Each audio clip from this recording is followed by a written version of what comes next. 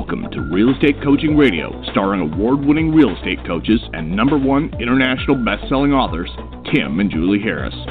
Real Estate Coaching Radio is the nation's #1 daily radio show for realtors who demand authentic, real-time coaching. Get ready for fluff-free, unfiltered, full-strength honesty about what's truly working to get you into action, helping others, and making money now in today's real estate market. Now to our hosts, Tim and Julie Harris.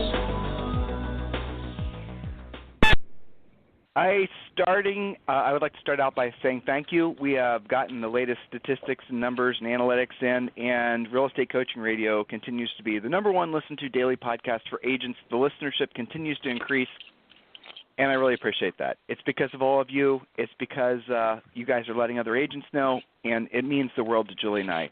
When we first started doing this podcast, Julie, are you in your studio? Julie Harris? When we first started doing this podcast, we were not sure actually whether or not we were going to have as broad of an audience as we do now. We weren't actually sure whether or not we were going to resonate with the masses of people that we have, because our message is not for everyone. Our message is about doing what you don't want to do and you don't want to do at the highest level. And frankly, there's very few people, especially in a seller's market, that want to hear what we have to say. Now the market's over, we're noticing a lot of people are paying attention, because the reality of it is if you want ever-increasing long-term success in any aspect of life, it really does come down to doing what you don't want to do and you don't want to do it at the highest level.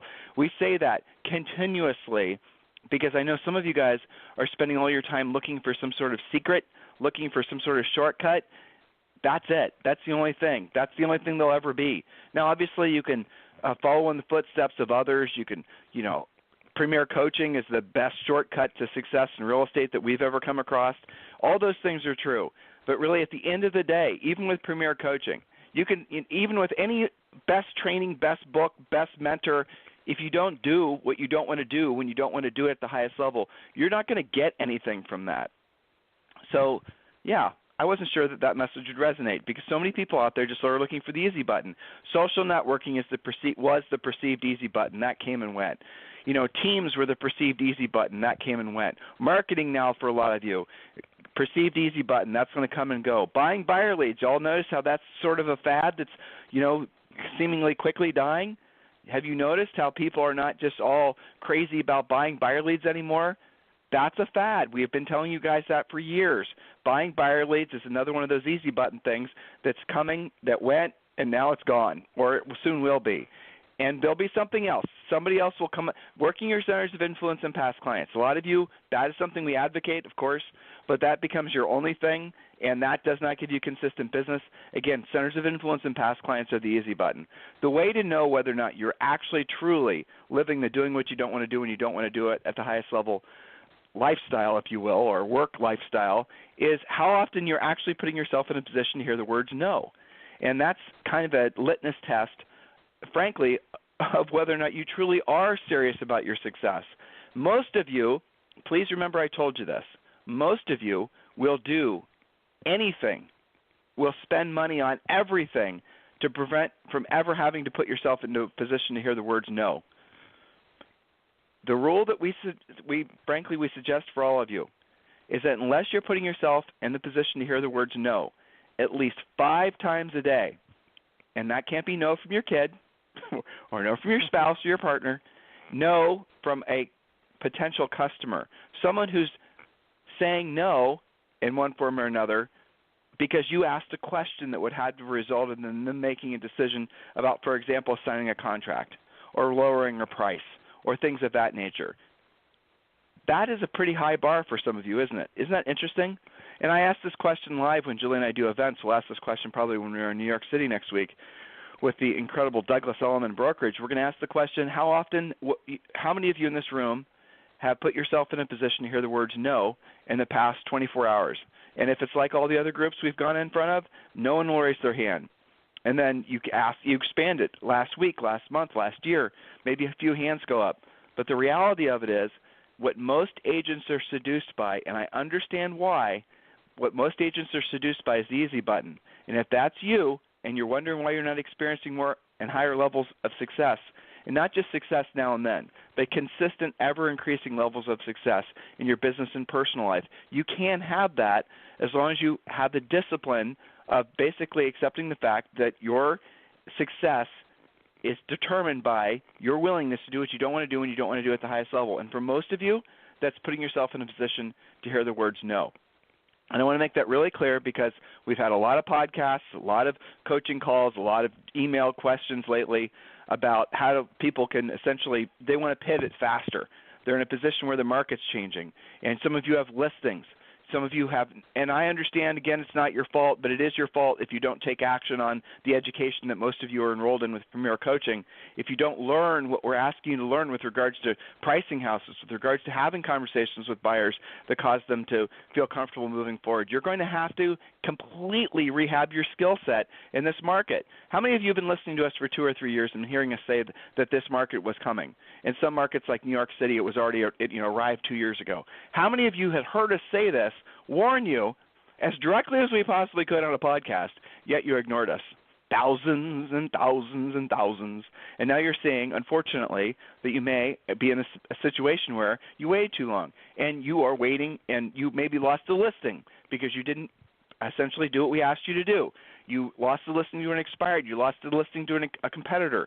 You aren't making the money you thought you were going to make. You don't have the pendings you thought you would have already this time of year. It's not too late, guys, but honestly, another 3 or 4 months when all the masses and the billions of agents start coming out of the woodwork, the headwinds you're going to have are probably going to be insurmountable, and at that point, you're probably going to lose a year. You're going to struggle needlessly for the rest of the year. My suggestion for all of you is you finally take seriously the fact that the new market requires a new skill set, and virtually everything that you did to sell houses in the seller's market, and this is a little dramatic, but it's true, virtually everything that you did that worked won't work now. Okay? There's a simple fact.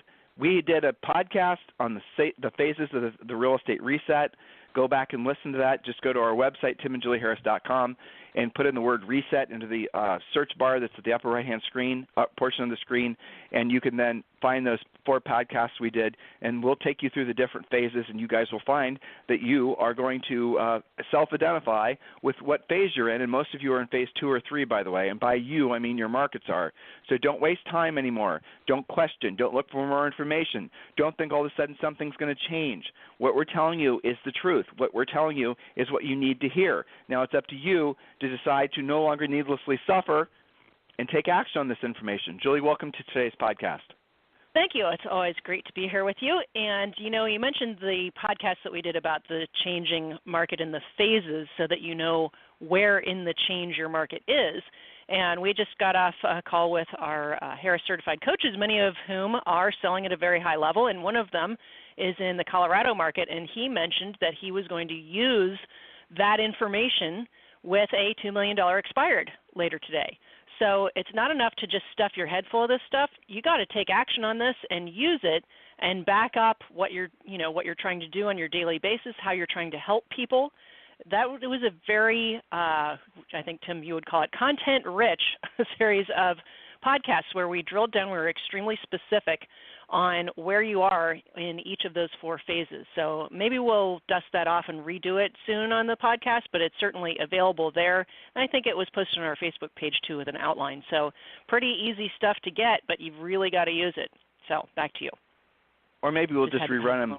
Maybe we'll just rerun the podcast and take 4 days off, too. We could do that, too. Oh, there's an idea. Maybe we do that next week. Yeah, there you go.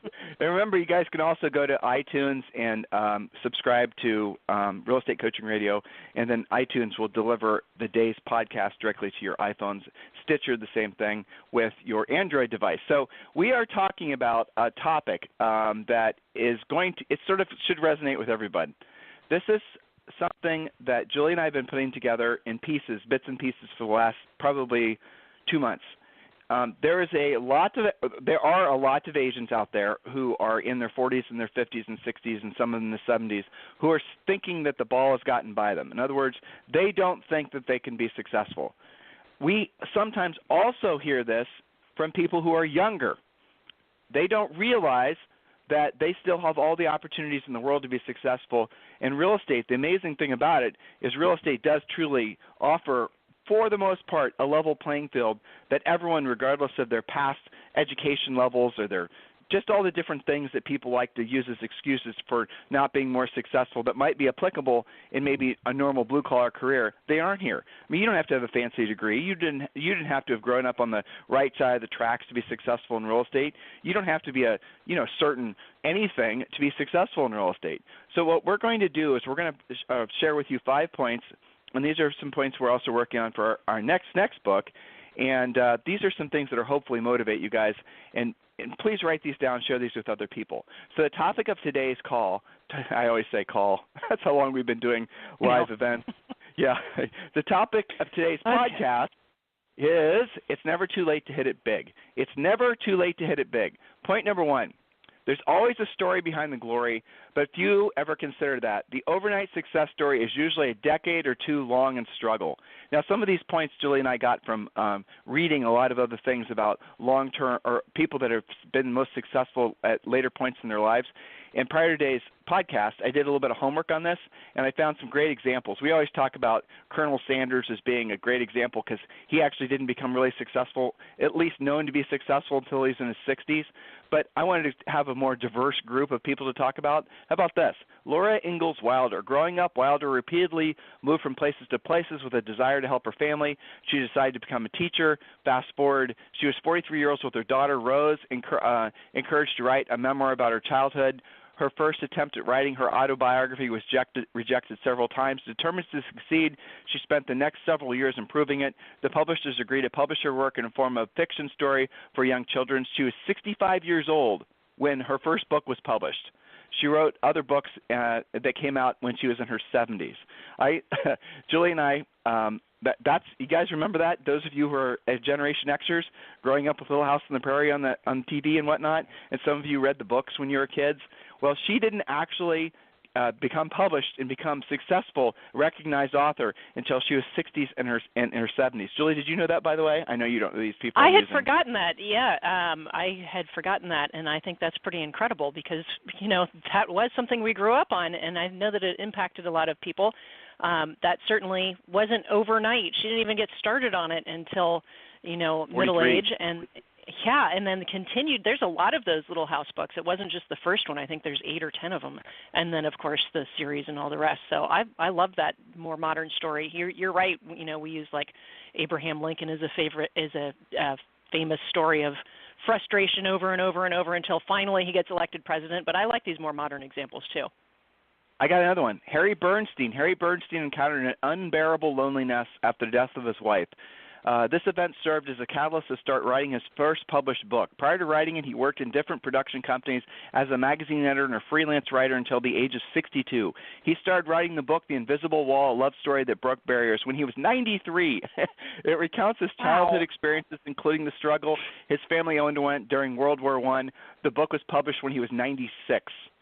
So I have a whole bunch of other examples here, guys, but here's the moral of the story on this for this first point, stories to back up our first point. Ultimately, many people don't experience their greatest levels of success, and this is actually true from a financial perspective too. Everyone in our country celebrates the 20 or 30 something that's making it big. The cover of Forbes magazine is going to be some sprug who basically had some big sort of financial liquidity event. But the reality of it is most people don't make their peak income until they're like 55. And you got to ask yourself, why is that true? And it's the most obvious answer, because it takes that long to get good at something. It takes that long. So between 45 and like your mid to late 50s are generally speaking your peak earning years. Again, because it takes that long to build the ability to earn that much money, because you have all your life experiences that are working for you up to that, that age range. And here's the other thing that's fascinating. A lot of people, it takes that long for them to root their own ego out of their ability to make clear decisions that result in them being in a position to help people make money.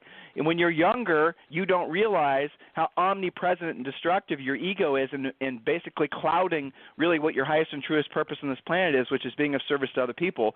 But the older you get, the more you come in tune with your true, mission. And then when that starts to happen, sure enough, you basically start having a lot more people that want to do business with you, and you start making a lot more money. So those are very fascinating things. Point number 2, Julie Harris, do you have it in front of you? Yes, point number 2, most people wouldn't know a good idea if it bit them in the nose. Maybe this is because they've stopped looking. Maybe their inner critic rejects fresh ideas. I think a lot of this probably is what you just mentioned, ego. They think they already know it all, and by the time you're filling your age, 40-something, 50-something, even 30-something sometimes are like this. Well, I got enough experience, I've got it all figured out, and I know what I'm doing. So if you're not looking for great ideas and improvements and skill sets and, upgrading everything, well, of course you're not going to recognize it when it's right in front of you. And I think that's a sad thing. I think that, that is a temporary thing that we see in our industry where people hit that easy button and they think, well, maybe I'll try this new thing out. They start to have that spark, but they don't go into it deep enough to know what those right choices are. So that's something I think to work on. What are your thoughts on that? Most of our best coaching clients come to us. When I mean best, I mean those that are most receptive to being coached in their 40s. And older, frankly. And the reason is, and it's kind of counterintuitive. I want you to think about that last point. Most people wouldn't know a good idea if it bit them in the nose, maybe because they've stopped looking, maybe because their inner critic rejects the fresh ideas. But here's the thought. When you're younger, and this is, again, this is counterintuitive, when you need the information the most, when you need the coaching the most, when you need the direction the most, people are least likely to be receptive to it, because their ego keeps them from listening, because their ego thinks that they can figure it out on their own. That's not universally true, of course, but for the most part, when you're younger, there's something inside of you that tells you, I'm supposed to figure this out on my own. I know there's a proven path to getting to the top of the mountain, being successful, but my ego is telling me that I have to do something completely original that has, nothing to do with success or just anything that has to do with helping people or even making money, but I have this inner desire to do something completely original, because that is your ego trying to feel important. That is you trying to make yourself feel, something that you have never, it's in like an unrequited, is that the word, Julie? Did I say it right? Unrequited? I think so. Did I say it right? Mm-hmm. Yeah. Yeah. Emotional response that does not have anything to do with business. Once you get older, you've exercised that emotion for the most part. It's still inside of you, but you realize how destructive it is, and then you start becoming more receptive to following the footsteps of others. And I have to say, one of the things I continuously hear when I get people on the phone in their 40s and their 50s and their 60s and even their 70s is that they wish they would have taken. It goes back to the podcast we did recently. I don't remember the title, but 10 things every old realtor wishes they would have done differently, I think. And it always goes back to they wish they would have taken a more organized, disciplined approach when they're earlier, because they wouldn't have the financial issues that they generally have now. And they finally come to coaching and they say, I'm tired of screwing around. I'm tired of trying to figure it out on my own. I'm tired of basically following these false prophets, be it the easy button, all the easy button people out there. And I want to finally accept that I know that it's doing what you don't want to do when you don't want to do it at the highest level. And those people are fantastic coaching clients. I know all of you can resonate with what I just said, because all of you are you're at some part of that bridge is learning and accepting that the easiest and surefire path is to focus, which is follow one course until successful. Point number 3, Julie. Yes, I agree with you completely on that. Point number 3 is good processes make average people good and good people great. What are your processes? Are you following the 7-step listing process, for example, that we outlined over the past 2 podcasts? Or did you just say, that was a fun podcast, I'll file that away? Do you use a pre-listing package every time? We talked about with the certified coaches this morning, the value of making sure all of the coaching clients are using the pre-qualification scripts before you even get to sending the pre-listing package. This is all part of the 7-step process. And, many of you are good, but getting to great means you have to systematize at a higher level and stop having different rules for different situations. Sometimes you wing it, sometimes you don't. So good processes will make average people good, but good people great. What are you doing about that? What action are you taking? So something that comes up a lot in my Premier Coaching call, Tim, is it's not just, how can you help me with this? There's a difference between training and coaching. Coaching is, here's the homework to implement this, and once it's done, here's the result that you should be getting.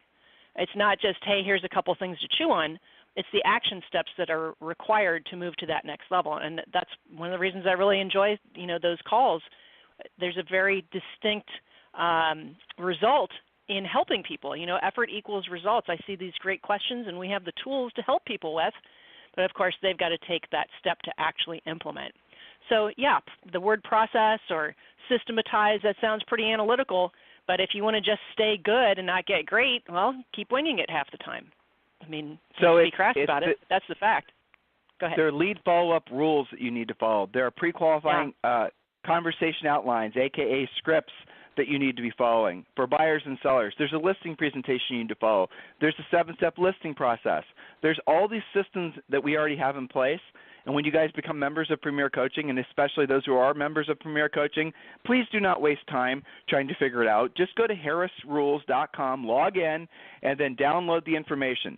Every single thing has a long-form audio explanation, usually done by Julie or myself or both, explaining to you how to use everything. You can attend the Premier Coaching Call live every day. You have a daily coaching call with Premier Coaching, and you can ask questions. You can go to the private Facebook page, and you can meet the other Premier Coaching members and ask questions and share your success stories. That's mostly what that page has become.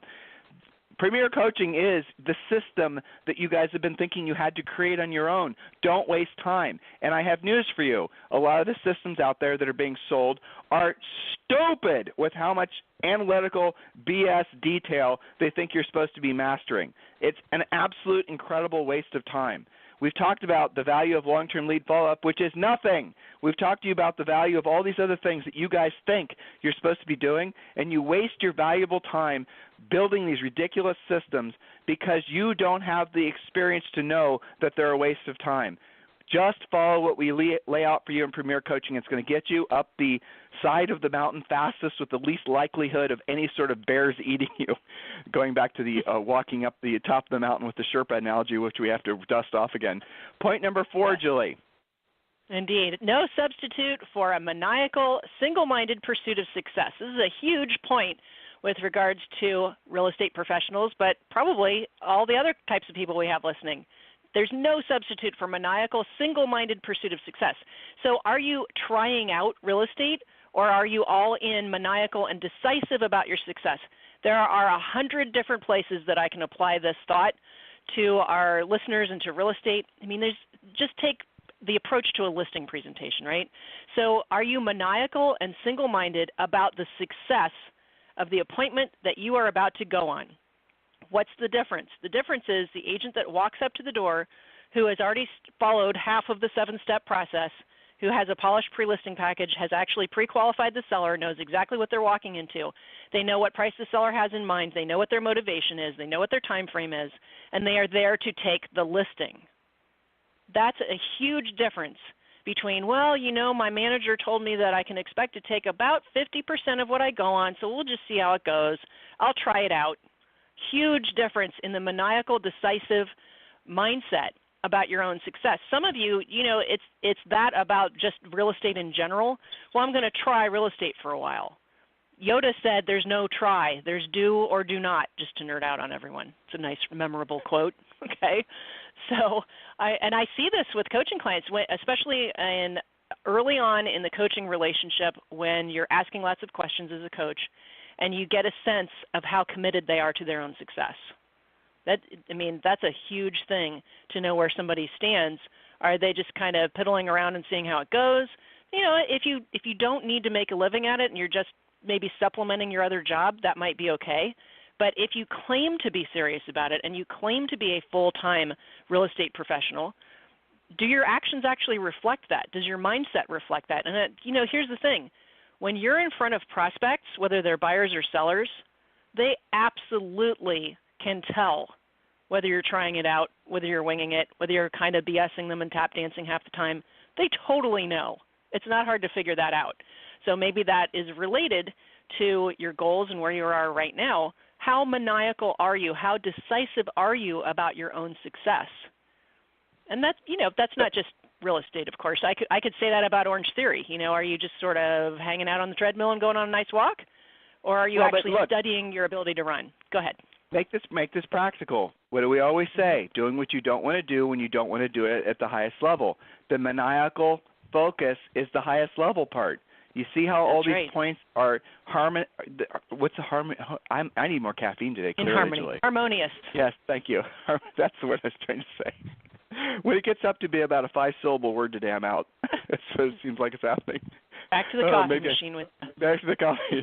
Well, so we've been getting a lot of questions because the market changes about switching brokerages, and I want to talk briefly about that, and it coincides with our last point. All right, so I want to be very clear with all of you. Switching brokerages is not necessarily going to solve all your problems. And again, this is the number one question that we've been getting in one form or another. And I know why you guys are asking about switching brokerages, because a lot of you are panicking about your cash flow, and you're going to go to whatever source you can to see if you might be able to pinch a little bit here and there. And I'm going to tell you right now, if you're in a big market like New York City, or if you're in a high-end luxury market like the ones out in L.A., you don't have that many real viable options as far as switching brokerages. If you're with a Douglas Elliman, for example, and what are your options really in New York City, for example, considering the prestige brand that they have? So stop wasting time looking for a better alternative if you're in a very tight Manhattan-type market where your option is to go with one luxury brand or the other. You need to realize the fact that in those markets, those upper-end sellers are incredibly specific about the brands they'll choose from. It's like, for example, Ferrari versus Rolls-Royce versus maybe Bentley. That's how those people think. So they're not going to basically allow somebody who's a Chevy dealer to come in and list the house that they think should be listed with some guy that sells Rolls-Royces. Do you guys get the point? I know that's a little obtuse for some of you, but I want to make it really clear to save some of you from emailing me. If you're working in one of these ultra-high-end markets, you need to go with one of the ultra-high-end brokerages. And if you're in Manhattan in particular, I would definitely seriously consider Elliman. Now, number two, if for the masses of you around the country, you need to reprioritize how you think about brokerage, because for the vast majority of you, your brokers are offering basically the same thing. And if you're not in a market if you're in one of the billions of agents around the country that are selling normal properties, normal price ranges, and occasionally picking off an upper-end listing, this is a good opportunity for you to reconsider what brokerage you're with. And I do encourage you to have those conversations with Julie and I, because we'll help you to sometimes give you some suggestions on what you can be expecting from your brokerage.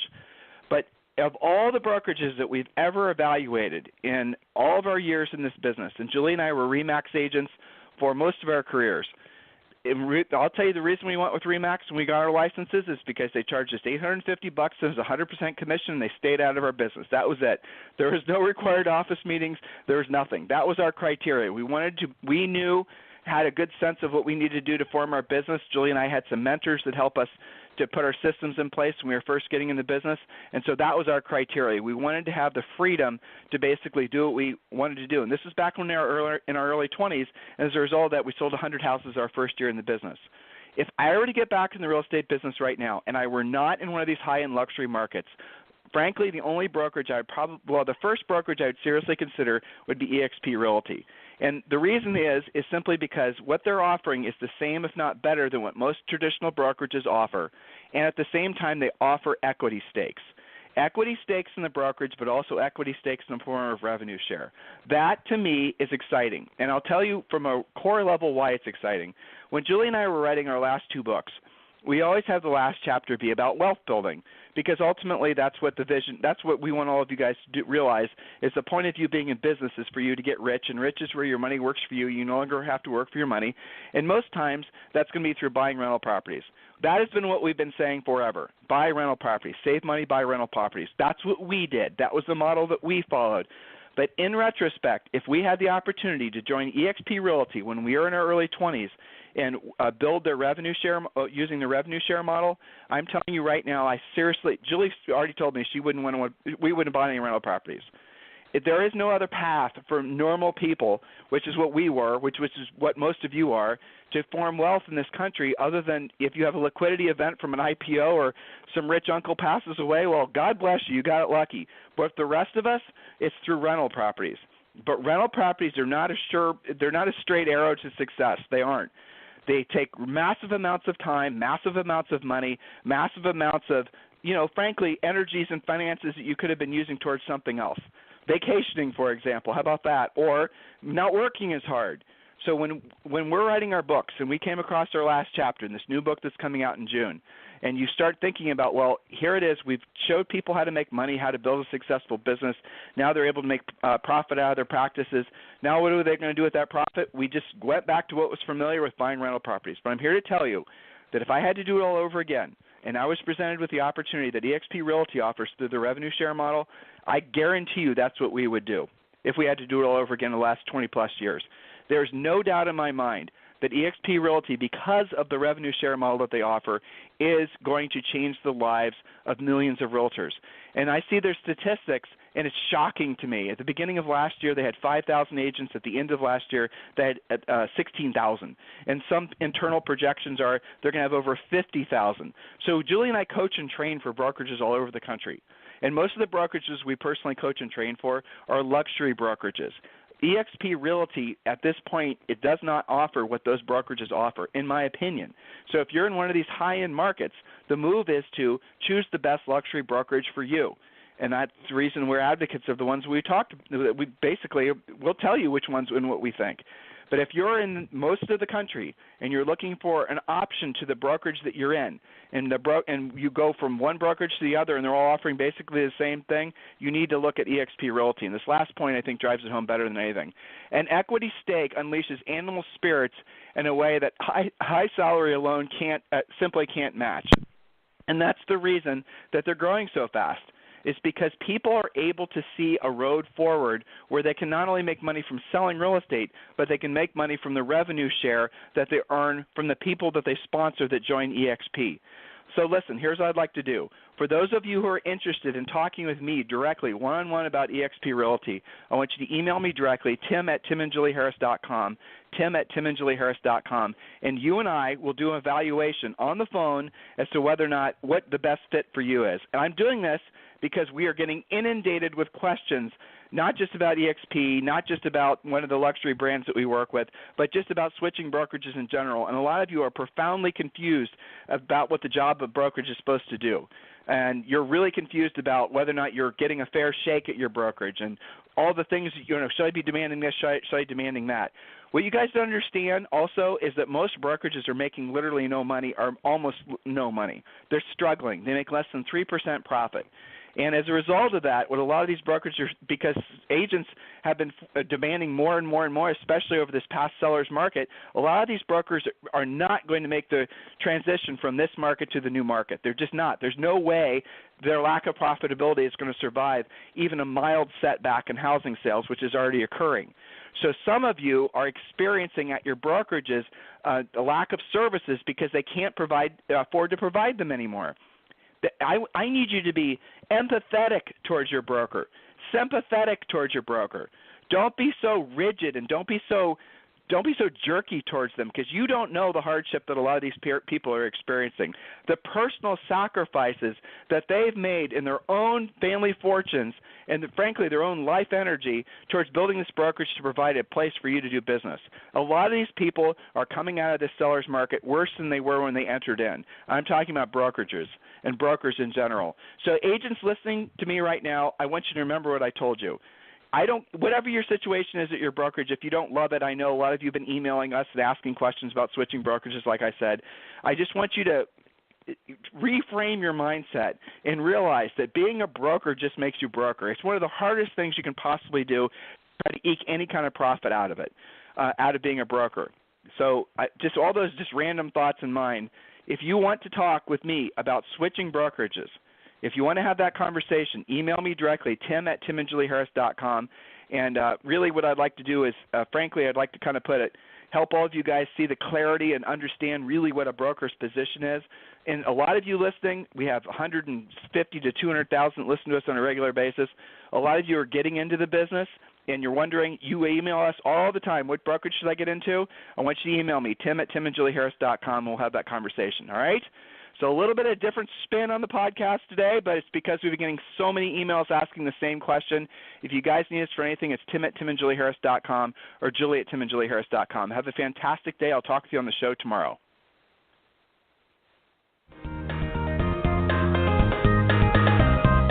This program has been a presentation by Tim and Julie Harris, Real Estate Coaching. For more information on our real estate coaching and training programs, visit our website at timandjulieharris.com. Remember to tune in weekdays at noon for upcoming shows, and until next time, thank you for listening to Real Estate Coaching Radio with Tim and Julie Harris.